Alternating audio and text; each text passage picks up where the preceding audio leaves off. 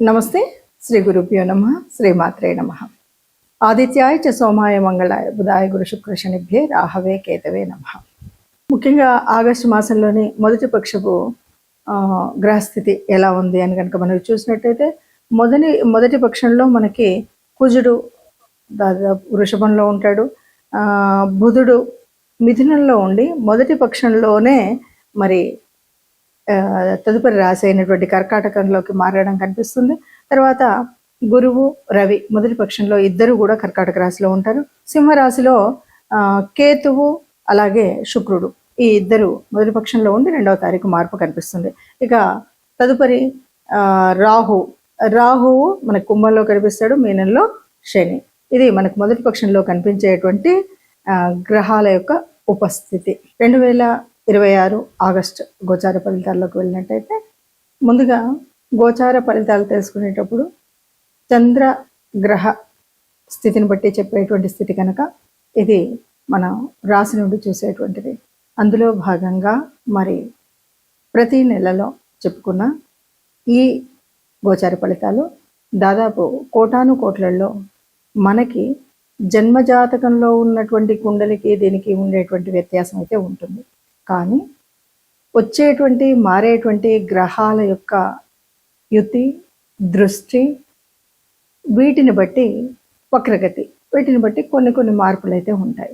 ఆ మార్పులకు అనుగుణంగా మనం చేసుకోవాల్సినటువంటి ముందు జాగ్రత్త చర్యలు, దాని గురించి మనం ఇప్పుడు కూడా ఈ గోచార ఫలితాలు తెలుసుకుంటాం. అయితే ఆగస్టు మాసంలో ఈ గోచార ఫలితాలకి ఉపస్థితి అయినటువంటి గ్రహాల స్థితి ఎట్లా ఉంది అంటే, ముందుగా మనం చూసినట్టయితే వృషభ రాశిలో కుజుడు ఉన్నాడు.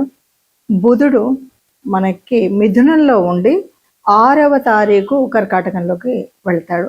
అలాగే కర్కాటకంలో మరి గురువు ఎప్పటి నుండో అక్కడ ఉన్నటువంటి స్థితి ఇంకా అలాగే ఉంటుంది సంవత్సరకాలం. తర్వాత రవి 18వ తారీఖు కర్కాటకం నుండి సింహంలోకి మార్పు చెందుతాడు. ఇక సింహరాశిలో శుక్రుడు, కేతువు మాసం యొక్క మొదటి రోజులో కనిపిస్తే శుక్రుడు తదుపరి కన్యారాశిలోకి వెళ్ళడం కనిపిస్తుంది 2వ తారీఖు. ఇక మరి కుంభరాశిలో రాహు అలాగే ప్రారంభమయ్యి ప్రతి 2.5 రోజులకు మారుతూ ఉన్నటువంటి చంద్రుడు ప్రారంభంలో మనకి రాహుతో కలిసి కుంభరాశిలో కనిపిస్తాడు.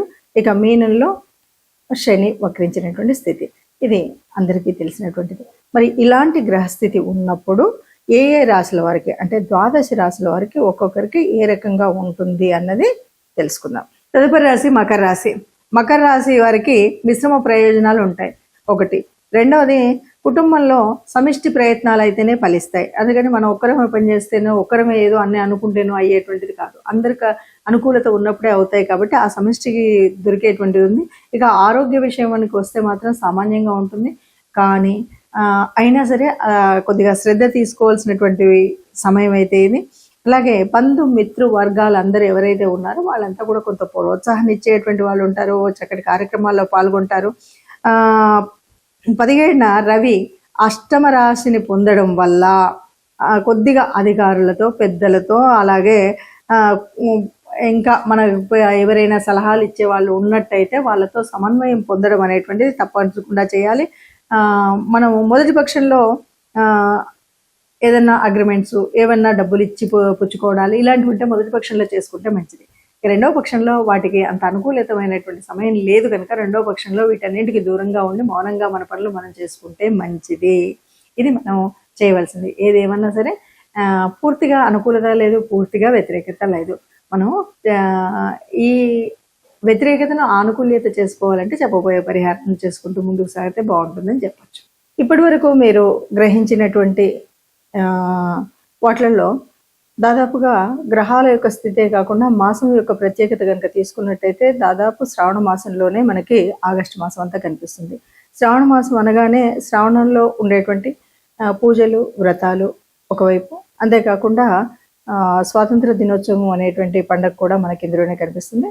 దీనితో పాటు మనం గ్రహాల యొక్క మార్పు వల్ల వచ్చేటువంటి చంద్ర, సూర్య గ్రహణాలు అనేది వినబడుతుంది.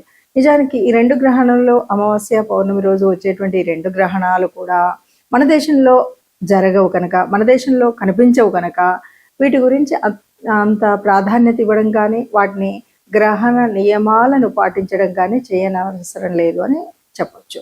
ఇక ఇక్కడ మనం మిగతా గ్రహాలు కనుక చూసినట్టయితే, మనం ఏ రాశికైనా సరే కొన్ని కొన్ని గ్రహాల యొక్క అనుకూలత కోసం కానీ, దైవానుగ్రహణ కోసం కానీ మనం చేసుకోవలసినటువంటి కొన్ని నియమాలు అయితే మనకు తెలుసు. దాంట్లో ముఖ్యంగా గురువు యొక్క మార్పు వల్ల కానీ, గురువు యొక్క అలాగే శని వక్రీకరణ వల్ల కానీ, ఈ రెంటి వల్ల కూడా మనకు కనిపించేటువంటి వాటిల్లో ముఖ్యంగా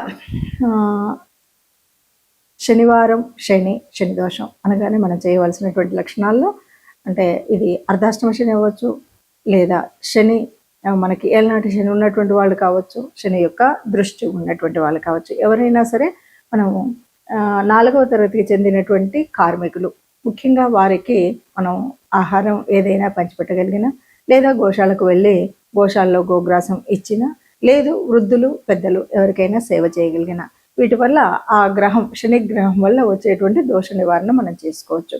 ఇంతే కాదు అంటే, మనకు వీలు లేదు అంటే, ఎవరైనా సరే వారి యొక్క ఇష్టదేవత అనుగ్రహాన్ని పొందడానికి నిత్యం దైవనామస్మరణ చేసినట్టయితే ఏ గ్రహాలు ఎలా ఉన్నా కూడా మన యొక్క ఆత్మస్థైర్యంతో ముందుకు వెళ్ళొచ్చు అని చెప్పొచ్చు. గ్రహాల అనుకూలత కానీ, దైవానుకూలత కానీ కావాలి అంటే మనకి ప్రతిసారి మనం చెప్పుకున్నట్టుగానే జన్మజాతకంలో ఉన్నటువంటి దోషాలు కానీ, గ్రహాల యొక్క స్థితి కానీ ఎందుకు ఉంటుంది అంటే, అది పూర్వపుణ్య ఫలమే అని చెప్పొచ్చు. ఆ రోజు ఆ సమయంలో ఆ నక్షత్రాలు ఆ గ్రహాలు ఎందుకు అందులో ఉంటున్నాయంటే, మనం పూర్వజన్మ సుకృతం, పూర్వజన్మలో చేసినటువంటి పాపపుణ్యాల ఫలితమే మనకు కనిపిస్తుంది. మరి దాన్ని వర్తమాన కాలంలో సరిచేసుకోవడము అన్నదే మనం చెప్పుకునేటువంటి జ్యోతిష శాస్త్రంలో ఉన్నటువంటి మార్పులు చేర్పులు. ఆ రకంగా చూసుకున్నట్టయితే ఎవరికైనా ఆర్థికంగా మనకు కష్టం అనిపిస్తుంది అంటే, ఎంతసేపు మనకు కావాల్సినటువంటిది ఆర్థిక లాభాల కోసం గురువు శుక్రుడు యొక్క ఆనుకూల్యత కావాలి. అలా ఆనుకూల్యత కావాలి అంటే ముఖ్యంగా శుక్రుడికి సంబంధించినంత వరకు ఈ మాసం, శ్రావణ మాసం అంటేనే లక్ష్మీదేవి వ్రతాలు చేసేటువంటి మాసం. కాబట్టి లక్ష్మీదేవి యొక్క ఆనుకూల్యత కోసం మనం తప్పనిసరిగా అందరూ పూజ చేసుకుంటాం, అందరం కూడా లక్ష్మీదేవి వ్రతాలు చేసుకోవడం అనేది కనిపిస్తుంది. అదొకటే కాదు, మనం అంతర్లీనంగా చేసేటువంటి అర్థం పరమార్థం కనుక ఆలోచించినట్టయితే, ఎప్పుడు మనం కొన్ని సూత్రాలు నియమాలు చెప్పుకున్నాం. అసలు లక్ష్మీదేవి ఎక్కడ నివసిస్తుంది అంటే, ఎక్కడ స్వచ్ఛత ఉంటుందో అక్కడ ఉంటుంది అంటారు, ఎక్కడ వెలుతురు ఉంటుందో అక్కడ తేజస్సు ఉంటుందో అక్కడ లక్ష్మీదేవి ఉంటుంది అంటారు. మరి ఈ సత్యం తేజస్సు అనేటువంటి విషయాలు మనకు తెలిసినప్పుడు, ఎక్కడైతే దైవ నామ స్మరణ జరుగుతుందో అక్కడ లక్ష్మీదేవి ఉంటుంది అంటారు. కాబట్టి ఈ లక్ష్మీదేవి ఉండడం కోసం మనం చేసేటువంటి కర్మల్లో ముఖ్యమైనటువంటిది దేవత ఆరాధన అన్నటువంటిది. అంతేకాదు, ఎప్పుడైనా సరే గోమాత అనగానే గోమాతలో సర్వదేవత నిలయం అంటారు. ముఖ్యంగా పృష్ఠభాగంలో లక్ష్మీదేవి యొక్క స్థితి ఉంటుంది అని చెప్తాం. కాబట్టి గోశాలకు వెళ్ళడము అనేటువంటి విషయాన్ని ఇక్కడ మళ్ళీ మనం గట్టిగా చెప్పుకోవాలి. అలాగే ఈ మాసం అంతా కూడా లక్ష్మీదేవికి సంబంధించినటువంటి పూజలు స్త్రీమూర్తులైతే తప్పకుండా వాళ్లే చేస్తారు. ఎవరైనా పురుషులైతే ఈ ఈ గ్రహాల యొక్క మరి ఆ దృష్టి ఆనుకూల్యత కోసం తప్పనిసరిగా ఆ రోజులలో వారు కూడా లక్ష్మీదేవికి పూజ చేసినట్టయితే కొంత అనుకూలత లభిస్తుంది అని మనం చెప్పొచ్చు.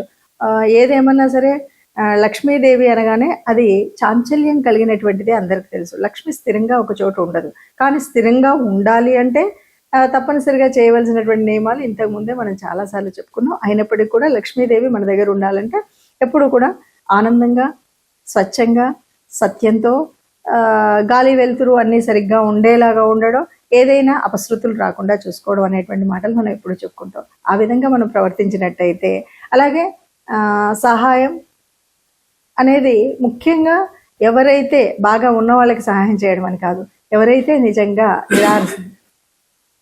నిజంగా నిరాశ్రితంగా ఉంటారో వాళ్ళకి మనం సహాయం చేసినట్టయితే అంటే మనం నారాయణో దేవ అని మనం ఎప్పుడైతే చెప్తామో, అలాగా మానవ రూపంలో ఉన్నటువంటి దేవతామూర్తులుగా మనం చూసేటువంటి స్థితి కనిపిస్తుంది. మనుషుల్లోనే మాధవుని చూసేటువంటి పరిస్థితి కనిపిస్తుంది. కాబట్టి మనం ఎవరికైనా సహాయం చేసినట్టయితే లక్ష్మీదేవి మనకు అనుగ్రహిస్తుంది. ఇప్పుడు ఈ పరిస్థితి ఎందుకు అంటే, ఎక్కడైతే గురువు కానీ శుక్రుడు కానీ అనానుకూల్యతగా ఉన్నటువంటి ఏ గ్రహం, ఏ రాశి వాళ్ళైనా సరే ఈ రకంగా మనం పూజ చేసినట్టయితే మనకు లక్ష్మీదేవి అనుకూలత పొందొచ్చు.